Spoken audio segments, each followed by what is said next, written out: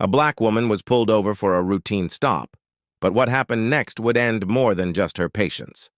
Handcuffed, humiliated, and surrounded by officers who had no idea who they were dealing with, she stayed calm, almost too calm, because one phone call from her would change everything: their jobs, their future, and the way this town would remember them forever.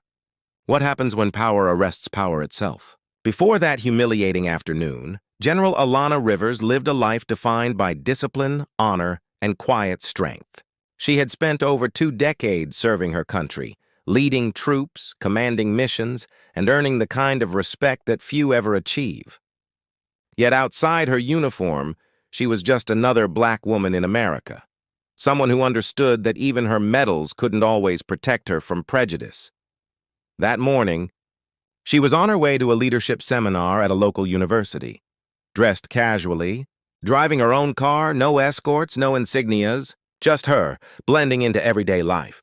The streets were calm, the sun high, and her mind filled with thoughts of mentoring young women who looked like her, teaching them that strength and dignity could change the world.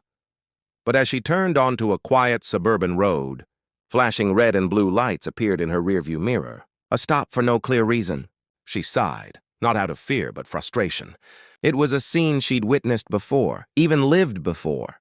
She pulled over, straight-backed, steady, prepared to do what she always did: stay calm, stay respectful, and survive the moment. What she didn't know was that this time, it wouldn't be just another stop. It would be the day her silence turned into power, and the day a few officers would learn the hard way who they had just laid hands on. The officer approached her window with the kind of confidence that came from authority unchecked. "License and registration," he said flatly, avoiding eye contact. Alana handed them over without a word. He glanced at her name, his brow tightening for a moment, then smirked. "You in a hurry, ma'am?" "No, officer," she replied, her tone calm, deliberate. But calmness wasn't what he wanted. He wanted submission, that quiet fear he'd seen so many times before. When it didn't come, his tone shifted from professional to provocation. "You seem tense. Something you want to say?" Alana didn't bite. She'd faced worse: battlefields, political tension, chaos under pressure. But what still cut deep was how her skin color could erase her identity in a heartbeat. A second officer joined in, circling her car, muttering something under his breath. Then came the order: "Step out of the vehicle." She hesitated, not out of disobedience, but disbelief.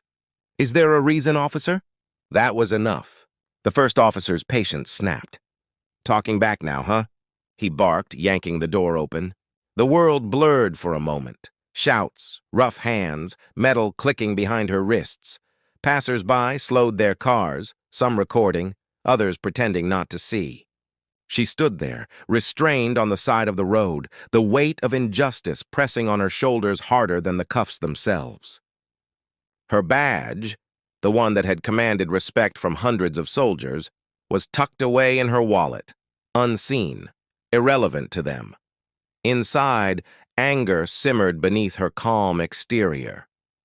But she didn't scream, didn't fight. Years of leadership had taught her patience, precision, and timing. There's a difference between silence and surrender, and she was choosing silence for now. As they shoved her toward the patrol car, one of the officers laughed.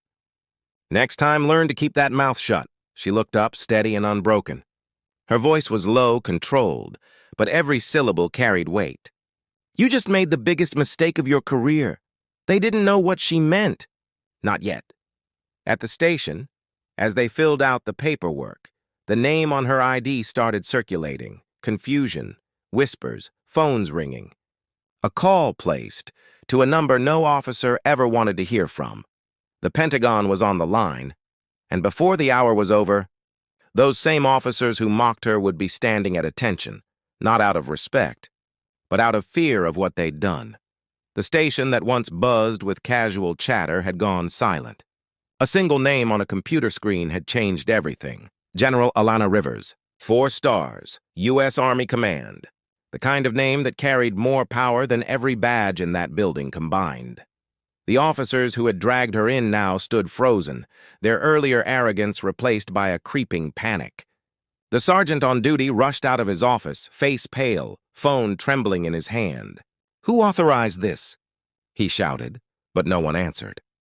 Alana sat quietly in the holding room, her wrists still red from the cuffs. She didn't raise her voice, didn't gloat. She simply watched as the same men who humiliated her scrambled to undo what they'd done. But some things can't be undone.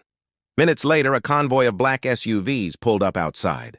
Military personnel, her personnel, stepped inside the station, the air thick with tension. Every officer stood stiff, their eyes darting away from hers. The commanding aide walked up to the front desk. "Release General Rivers, immediately!" The keys jingled nervously. The cuffs fell away, and in that moment, the weight of her silence became deafening. She didn't need to shout. Her presence alone spoke volumes. The chief tried to apologize, his words stumbling. "Ma'am, there must have been a misunderstanding." She cut him off with a calm stare. "No misunderstanding. Just a reminder that respect should never depend on the color of a uniform or the skin beneath it."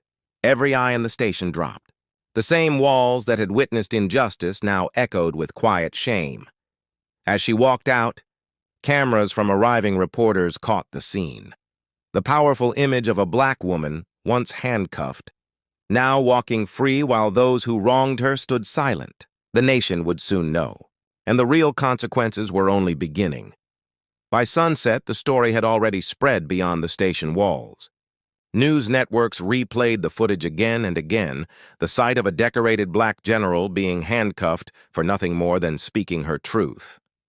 Social media ignited with outrage and disbelief. The same officers who had smirked hours earlier were now suspended, pending federal investigation.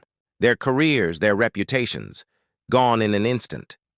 But for General Alana Rivers, the damage went deeper than humiliation. It wasn't the cuffs that left a mark. It was the reminder that even the highest rank couldn't shield her from the prejudice rooted in everyday power. She had fought wars overseas, but the quiet war at home, it was still raging. In the days that followed, she didn't hide from the cameras. She stood before them, not as a victim, but as a voice. She spoke about the invisible battles people of color face, the kind that never make it into medals or parades. She didn't demand pity. She demanded perspective. Her words resonated far beyond that small-town precinct. They reached classrooms, city halls, and dinner tables, places where silence had once felt safer than truth. Because her story wasn't just about one arrest. It was about the countless unseen moments when dignity is tested and humanity is denied. And as her speech ended, she said one sentence that stayed with millions. They saw a black woman who talked back, not the general who fought for their freedom to do so. So, the question remains, how many more uniforms, achievements, or titles must a person wear before they're treated simply as human?